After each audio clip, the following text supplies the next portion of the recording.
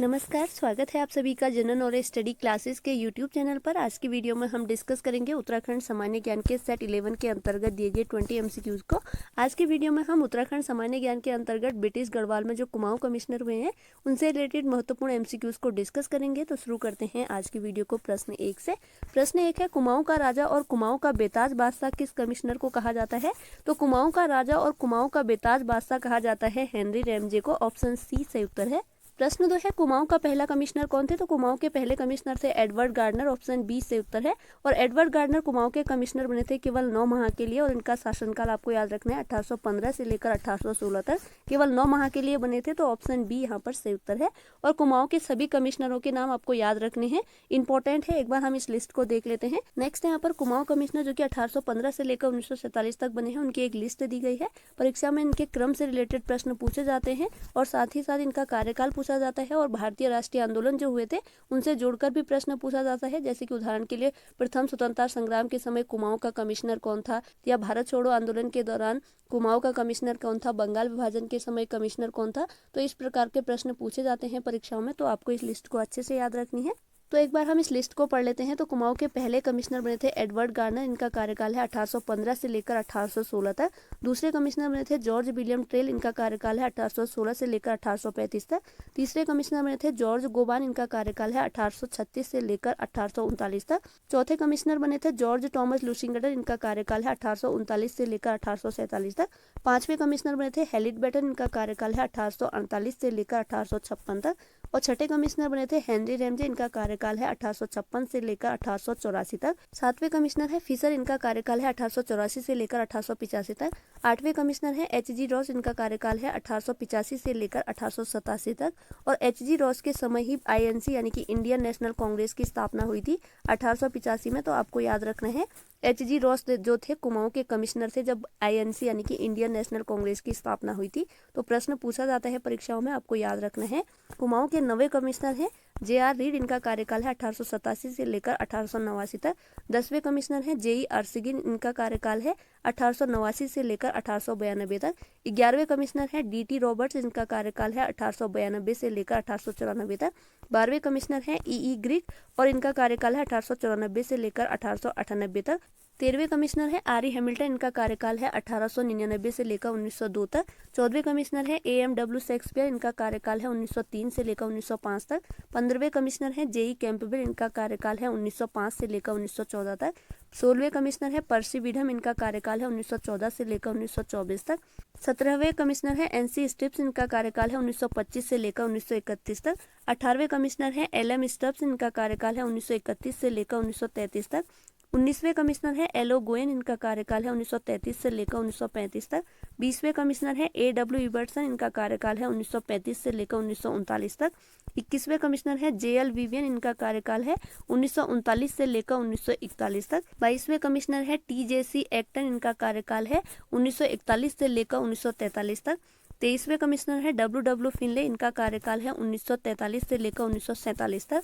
और 24वें कमिश्नर है जो कि स्वतंत्रता के बाद बने थे के.एल. मेहता और इनका कार्यकाल है 1947 से लेकर 1948 तक। तो 1815 से लेकर 1947 तक टोटल 23 कमिश्नर बने थे और पूर्व क्रम में 24वें और स्वतंत्र भारत के पहले कमिश्नर बने थे के.एल. मेहता। तो आपको याद रखना है, अलग अलग क्वेश्चन है। तो बहुत ही इंपॉर्टेंट लिस्ट है, इसे आपको अच्छे से याद रखना है। परीक्षा में इनसे रिलेटेड क्रम से लगाने से रिलेटेड प्रश्न पूछे जाते हैं, तो आपको अच्छे से ध्यान रखना है। और भारतीय राष्ट्रीय आंदोलन जो हुए थे उस समय पूछा जाता है परीक्षा में कभी कभी कि उस समय कुमाऊं का कमिश्नर कौन था। तो आपको इस लिस्ट को अच्छे से ध्यान रखना है, तो एक दो बार इस लिस्ट को जरूर पढ़ लीजिएगा। नेक्स्ट है प्रश्न 3। तो प्रश्न 3 है, वर्ष 1991 में अल्मोड़ा और नैनीताल 2 जिलों का गठन हुआ था, उस समय कुमाऊं कमिश्नर कौन थे?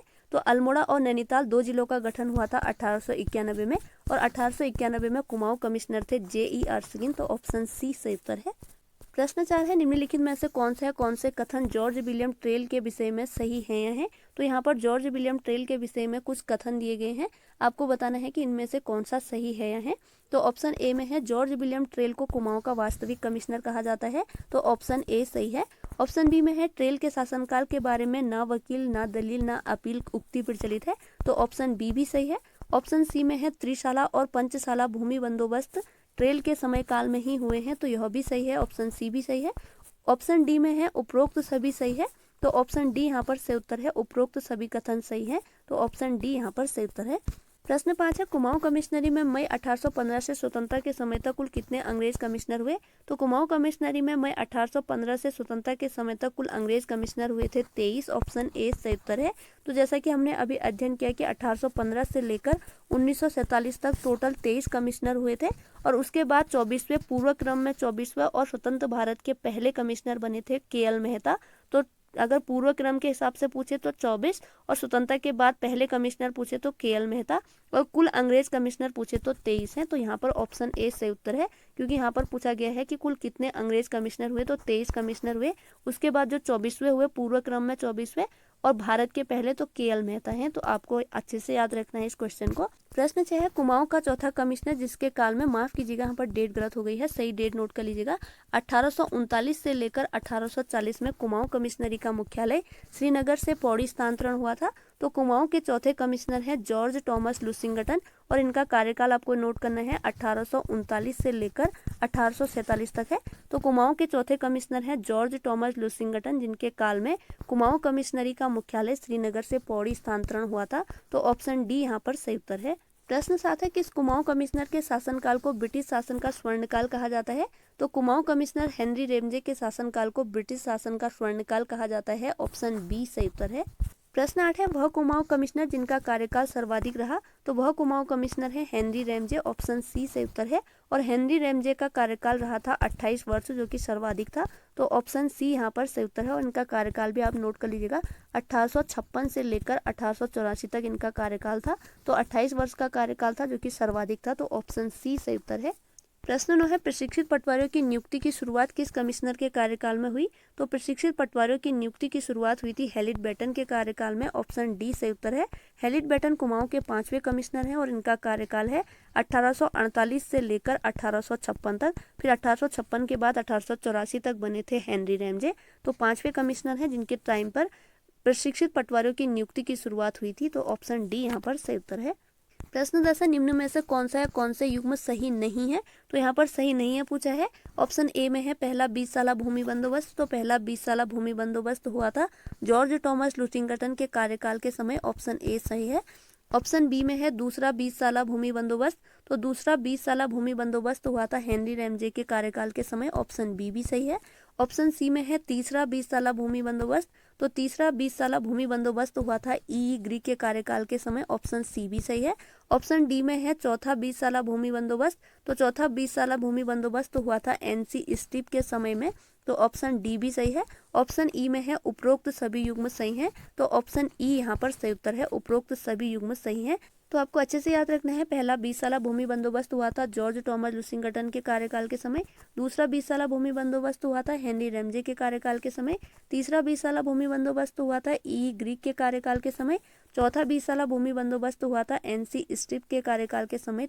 तो टोटल 4 20 साला बंदोबस्त हुए थे, आपको याद रखना है। तो एक बार हम ब्रिटिश शासनकाल के दौरान हुए महत्वपूर्ण भूमि बंदोबस्तों का अध्ययन यहीं पर ही कर लेते हैं, परीक्षा की दृष्टि से इंपॉर्टेंट है।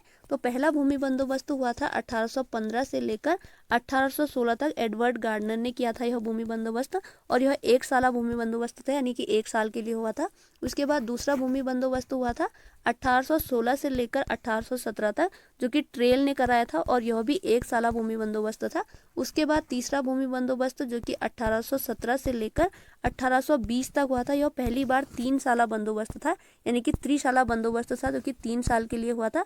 यह बंदोबस्त ट्रेल नहीं करवाया था। तो आपको याद रखना है, पहला त्रिशाला भूमि बंदोबस्त 1817 से लेकर 1820 तक हुआ था, यानी कि 3 वर्षों के लिए हुआ था, जो कि ट्रेल के द्वारा कराया गया था।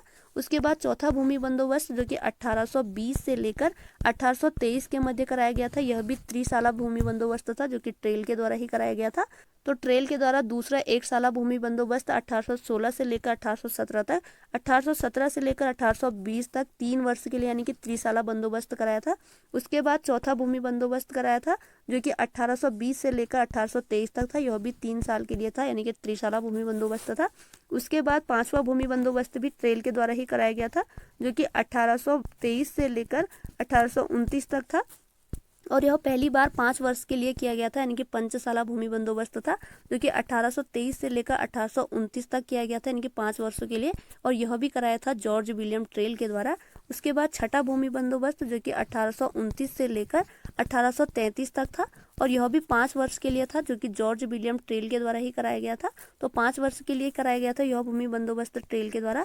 फिर उसके बाद 7वां भूमि बंदोबस्त जो कि 1833 से लेकर 1839 तक था, और यह भी 5 वर्ष के लिए था। तो जॉर्ज विलियम ट्रेल के द्वारा कराए गए थे ये 6 भूमि बंदोबस्त, क्योंकि पहला भूमि बंदोबस्त कराया था एडवर्ड गार्डनर ने। उसके बाद लगातार के 6 भूमि बंदोबस्त कराए थे जॉर्ज विलियम ट्रेल ने। जॉर्ज विलियम ट्रेल का कार्यकाल आपको याद रखना है, इनका कार्यकाल है 1816 से लेकर 1835 तक। तो इन दौरान इन्होंने 6 भूमि बंदोबस्त कराए थे, जिसमें दूसरा भूमि बंदोबस्त जो कि 1 साल के लिए कराया गया था 1816 से लेकर 1817 के मध्य, यानी कि 1 वर्ष के लिए। उसके बाद इन्होंने कराया था तीसरा भूमि बंदोबस्त जो कि 3 वर्ष के लिए, यानी कि पहला त्रिसाला बंदोबस्त था, और यह कराया था 1817 से लेकर 1820 के मध्य, यानी कि 3 साल के लिए। यह पहला त्रिसाला भूमि बंदोबस्त था, यह याद रखना है। उसके बाद चौथा भूमि बंदोबस्त भी ट्रेल के द्वारा किया गया था, जो कि 1820 से लेकर 1823 के मध्य, यानी कि 3 वर्षों के लिए किया गया था यह भूमि बंदोबस्त। तो दूसरा त्रिसाला बंदोबस्त भी ट्रेल के द्वारा ही कराया गया था।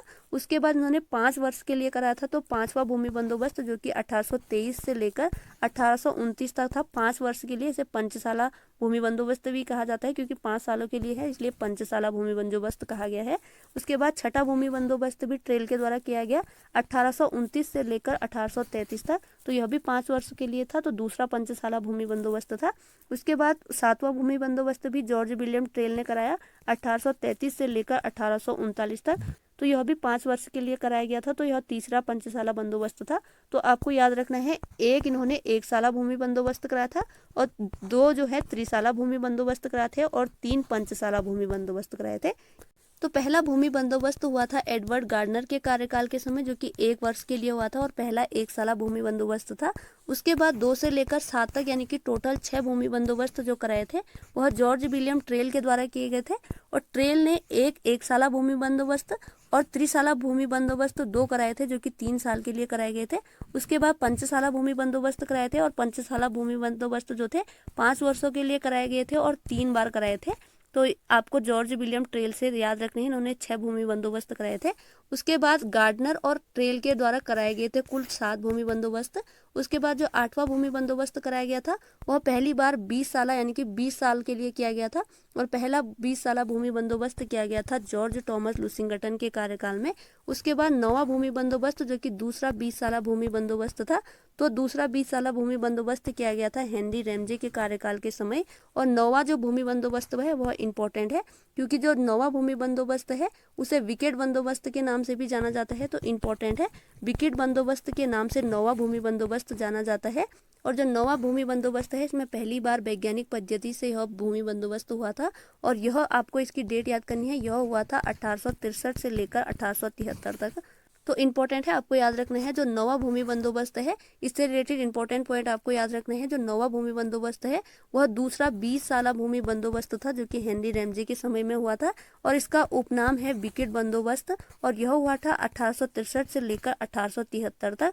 और इस बंदोबस्त में पहली बार वैज्ञानिक पद्धति का प्रयोग किया गया था, अर्थात वैज्ञानिक पद्धति से यह भूमि बंदोबस्त हुआ था। तो 9वां जो भूमि बंदोबस्त है इंपॉर्टेंट है, आपको याद रखना है। उसके बाद जो 10वां भूमि बंदोबस्त है वह हुआ था तीसरा 20 साला भूमि बंदोबस्त था, यानी कि जो 10वां भूमि बंदोबस्त हुआ था वह भी 20 साल के लिए हुआ था, और तीसरा 20 साला भूमि बंदोबस्त यह था, और यह हुआ था ई ग्रीक के टाइम पर, तो आपको याद रखना है। उसके बाद 11वां जो भूमि बंदोबस्त हुआ था यह चौथा 20 साला भूमि बंदोबस्त था, और क्रम के हिसाब से 11वां भूमि बंदोबस्त था, जो कि 20 साल के लिए हुआ था, और यह हुआ था एनसी स्टिप्स के कार्यकाल में। तो एक बार पुनः दे लीजिएगा, पहला भूमि बंदोबस्त हुआ था एडवर्ड गार्डनर के टाइम पर, जो कि 1 वर्ष के लिए हुआ था। उसके बाद 2 से लेकर 7 तक जो भूमि बंदोबस्त है, यानी कि टोटल 6 भूमि बंदोबस्त हुए हैं, और ट्रेल के शासनकाल में हुए हैं। उसके बाद जो 8वां भूमि बंदोबस्त है वह जॉर्ज टॉमस लुसिंगटन के कार्यकाल में हुआ है। उसके बाद 9वां भूमि बंदोबस्त हुआ है हेनरी रैमजे के काल में। उसके बाद 10वां भूमि बंदोबस्त हुआ है ई ग्रीक के कार्यकाल के समय। उसके बाद जो 11वां भूमि बंदोबस्त है वह हुआ है एनसी स्टिप्स के टाइम पर। तो टोटल 11 भूमि बंदोबस्त हुए हैं ब्रिटिश काल में, इंपॉर्टेंट है, आपको याद रखना है। तो इस प्रश्न का सही उत्तर है ऑप्शन ई, उपयुक्त सभी युग्म सही हैं। प्रश्न 11 है, किस कुमाऊं कमिश्नर ने अपने निवास के लिए अल्मोड़ा, बिनसर, रामनगर और तराई में मकान बनवाए? तो कुमाऊं कमिश्नर हेनरी रैमजे ने अपने निवास के लिए अल्मोड़ा, बिनसर, रामनगर और तराई में मकान बनवाए। ऑप्शन सी से उत्तर है हेनरी रैमजे। प्रश्न 12 है कुमाऊं के नवे कमिश्नर जिनके कार्यकाल में हथियारों के लिए लाइसेंस नीति लागू हुई थी। तो कुमाऊं के नवे कमिश्नर हैं जे.आर. रीड, ऑप्शन बी सही उत्तर है। और जे.आर. रीड के कार्यकाल में हथियारों के लिए लाइसेंस नीति लागू हुई थी और जे.आर. रीड का कार्यकाल है 1887 से लेकर 1889 तक। तो ऑप्शन बी यहाँ पर सही उत्तर है। प्रश्न 13 है स्वतंत्रता प्राप्ति के समय निम्न में से कौन कुमाऊं कमिश्नर था। तो स्वतंत्रता प्राप्ति के समय कुमाऊं कमिश्नर थे डब्ल्यू फिनले, ऑप्शन ए सही उत्तर है। और इनका कार्यकाल है 1943 से लेकर 1947 तक और यह 23वें क्रम के कुमाऊं कमिश्नर थे, यह भी आपको याद रखना है। तो स्वतंत्रता प्राप्ति के समय कुमाऊं कमिश्नर थे डब्ल्यू फिनले, ऑप्शन ए सही उत्तर है। प्रश्न 14 है आपदा प्रबंधन के लिए प्रथम प्रयास और पृथक वन विभाग का गठन आदि कार्य किस कमिश्नर के द्वारा किए गए। तो यह कार्य किए गए हेनरी रैमजे के द्वारा, ऑप्शन ए सही उत्तर है। हेनरी रैमजे का कार्यकाल है 1856 से लेकर 1884 तक, जैसे कि हमने डिस्कस किया, और इनका कार्यकाल सर्वाधिक 28 वर्षों तक रहा। हेनरी रैमजे ने उत्तराखंड में आपदा प्रबंधन के लिए प्रथम प्रयास, पृथक वन विभाग का गठन, अल्मोड़ा में कुष्ठ आश्रम की स्थापना, अल्मोड़ा में रैमजे कॉलेज की स्थापना, 1883 में तराई इंप्रूवमेंट फंड की स्थापना, कुमाऊं में आलू की खेती की शुरुआत, काठगोदाम तक रेल मार्ग का निर्माण जो कि 1884 में कराया था। तो यह सभी कार्य हेनरी रैमजे के द्वारा किया गया था। तो ऑप्शन ए यहाँ पर सही उत्तर है प्रश्न 14 का। प्रश्न 15 है निम्न में से कौन सा कथन सत्य नहीं है। तो यहाँ पर कौन सा कथन सत्य नहीं है यह आपको बताना है। ऑप्शन ए है हेनरी रैमजे को कुमाऊं का बेताज बादशाह कहा जाता है। ऑप्शन बी में है पहला एक साला भूमि बंदोबस्त जॉर्ज विलियम ट्रेल के द्वारा वर्ष 1815 में किया गया था। ऑप्शन सी में है खैरना नैनीताल मार्ग का निर्माण, गोमती नदी पर पुल का निर्माण आदि कार्य जॉर्ज टॉमस लुसिंगटन ने करवाए थे। ऑप्शन डी में है मई 1815 में अल्मोड़ा से श्रीनगर डाक सेवा की शुरुआत एडवर्ड गार्डनर द्वारा की गई। तो यहाँ पर जो ऑप्शन बी है वह सही नहीं है। ऑप्शन बी में लिखा गया है पहला एक साला भूमि बंदोबस्त जॉर्ज विलियम ट्रेल के द्वारा वर्ष 1815 में किया गया था। तो पहला एक साला भूमि बंदोबस्त जॉर्ज विलियम ट्रेल के द्वारा नहीं किया गया था, यह किया गया था एडवर्ड गार्डनर के द्वारा जो कि कुमाऊं के पहले कमिश्नर थे। तो कुमाऊं के पहले कमिश्नर एडवर्ड गार्डनर ने पहला एक साला भूमि बंदोबस्त 1815 से लेकर 1816 यानी कि 1 वर्ष के लिए किया गया था, जिसे एक साला भूमि बंदोबस्त कहा जाता है।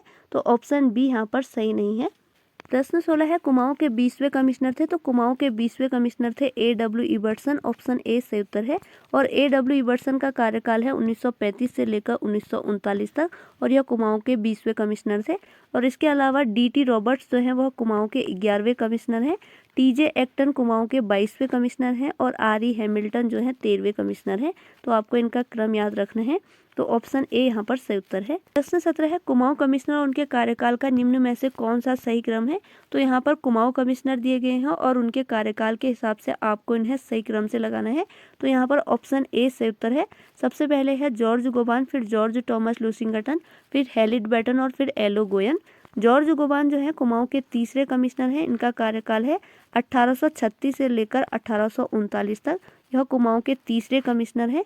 तो सबसे पहले जॉर्ज गोबान, फिर उसके बाद जॉर्ज टॉमस लुसिंगटन, यह कुमाऊं के 4थे कमिश्नर हैं और इनका कार्यकाल है 1839 से लेकर 1847 तक।